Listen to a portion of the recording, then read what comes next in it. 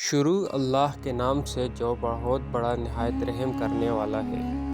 ابن الجمع نے ایک دوست کا واقعہ بیان کیا ہے کہ ایک رات میں نے خواب میں دیکھا میرے گھر کے قریب جو قبرستان ہے، اس قبرستان کے مردے اپنی اپنی قبروں سے نکلے ہیں اور ایک جگہ اکٹھے ہو رہے ہیں، حتیٰ کہ تمام اہل قبور ایک جگہ جمع ہو گئے۔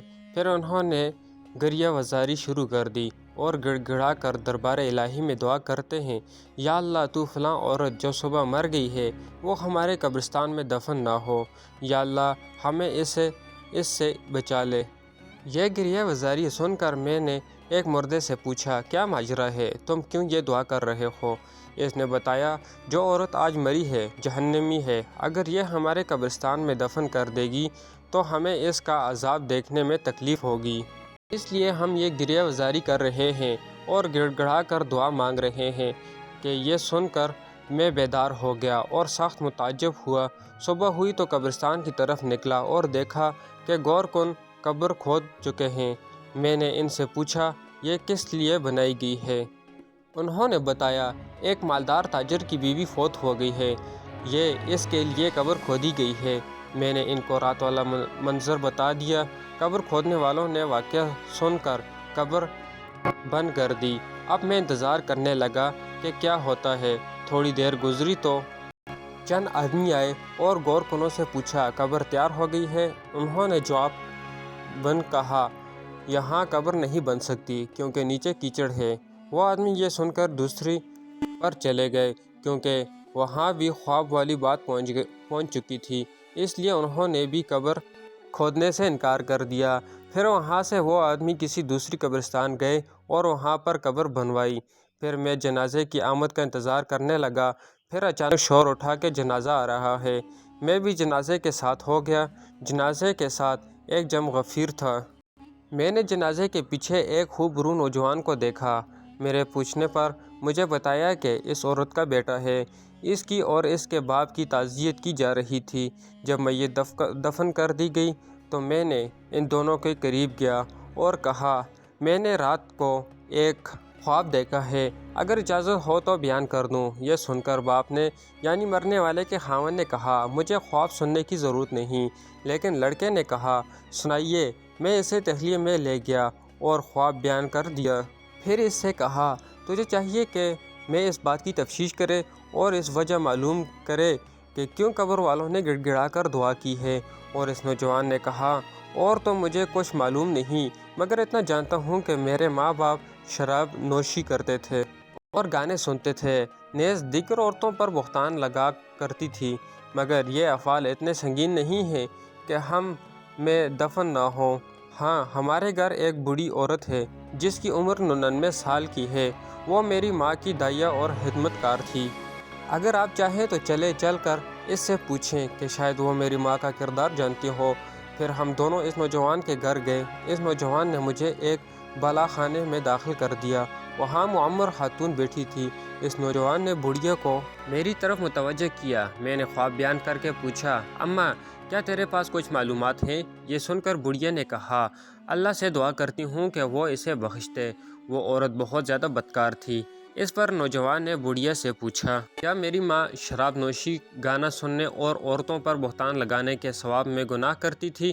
بڑھیا نے کہا، بیٹا اگر تو برا نہ مانے تو میں بتا دیتی ہوں، کیونکہ اس آدمی نے جو خواب بیان کیا ہے یہ تیری ماں کے گناہوں کے سامنے معمولی ہے۔ یہ سن کر نوجوان نے کہا، میں چاہتا ہوں کہ تو ہمیں بتا کہ ہم اسے کردار سے بچ سکیں اور عبرت حاصل کریں۔ یہ سن کر بڑھیا رونے لگی۔ خدا تعالیٰ جانتا ہے کہ میں کئی سال سے توبہ کر چکی ہوں اور مجھے امید تھی کہ تیری ماں بھی توبہ کر لے گی، مگر اس نے توبہ نہیں کی۔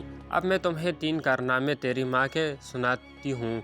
تو اس بڑھیا نے اس عورت کے لڑکے کو مخاطب کر کے کہا، تیری ماں بہت بدکار تھی، ہر دن 1-2 نوجوان اس کے گھر آتے تھے جس سے وہ اپنی خواہش پوری کرتی تھی، اور تیرا باپ بازار میں کام کرتا تھا۔ پھر تو جب جوانی کو پہنچا تو نہایت وہ نوجوان تھا۔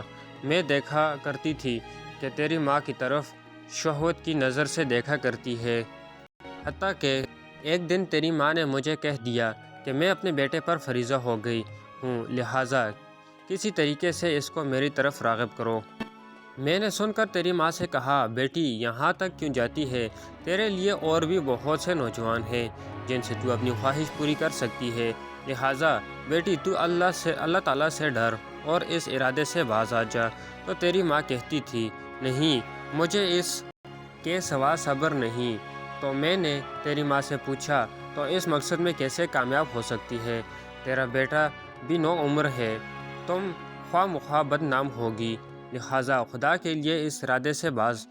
تو تیری ماں نے مجھ سے کہا، اماں تو میری مدد کر تو میں کامیاب ہو سکتی ہوں۔ میں نے پوچھا، کیا خلیہ کیا جائے؟ تو تیری ماں نے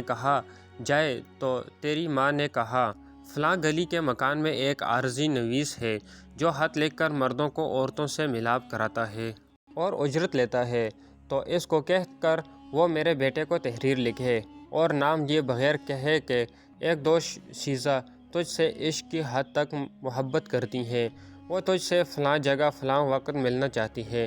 اس بوڑھی عورت نے کہا کہ میں نے ایسے ہی کیا، اور جب تجھے میں نے وہ خط دیا تو بھی فریضہ ہو گیا اور تو نے لکھ دیا، مجھے منظور ہے، فلاں وقت میں آ جاؤں گا۔ تو میں نے تیری ماں کو خط لکھ کر دے دیا۔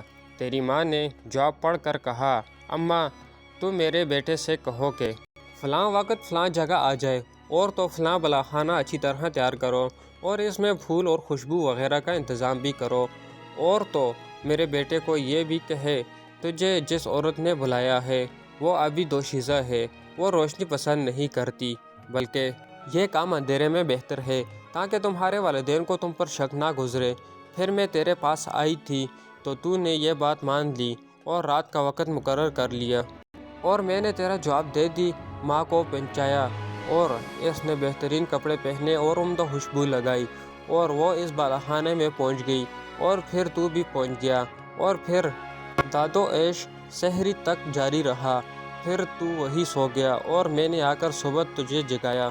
پھر چند دنوں کے بعد تیری ماں نے مجھ سے کہا، اماں اپنے بیٹے سے حاملہ ہو گئی ہوں، اب میں کیا کروں؟ تو میں نے کہا، مجھے تو کچھ سمجھ نہیں آ رہی، تو کیا کرے؟ لیکن تیری ماں کسی ہیلے بہانے سے تجھ سے اپنی خواہش کرتی رہے گی۔ ولادت کا وقت قریب آ گیا تو تیری ماں نے تیرے باپ سے کہا کہ میں بیمار ہوں، میں چاہتی ہوں کہ کچھ دن اپنی ماں کے پاس رہ لوں، اور تیرے باپ نے اجازت دے دی۔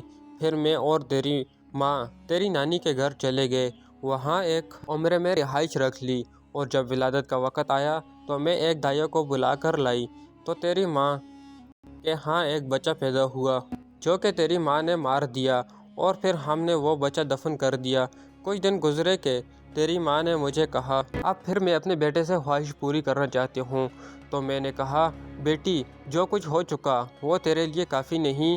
تو تیری ماں نے کہا، مجھے صبر نہیں، اور پھر اسی طرح سلسلہ شروع ہو گیا۔ پھر جب وہ بڑھیا دوسرا واقعہ سنانے لگی تو اس عورت کے بیٹے نے یہ کہہ کر بات ختم کر دی، اماں بس کر، اتنا ہی کافی ہے، اللہ تعالیٰ میری ماں پر لعنت کرے اور ساتھ تجھ پر بھی لعنت ہو۔ یہ کہہ کر وہ اٹھ کھڑا ہوا اور میں بھی اس کے ساتھ اٹھ کر آ گیا۔ کاش کہ وہ بڑھیا بھی دوسرے دو واقعہ سنا دیتی۔ حاصل اندازہ کیجئے کہ جب انسان کی شرم و حیا ختم ہو جائے تو وہ کس قدر پستی میں چلا جاتا ہے۔ ہمیں چاہیے کہ اس واقعے سے سبق حاصل کریں اور آنے والے وقت کو بہتر بنائیں۔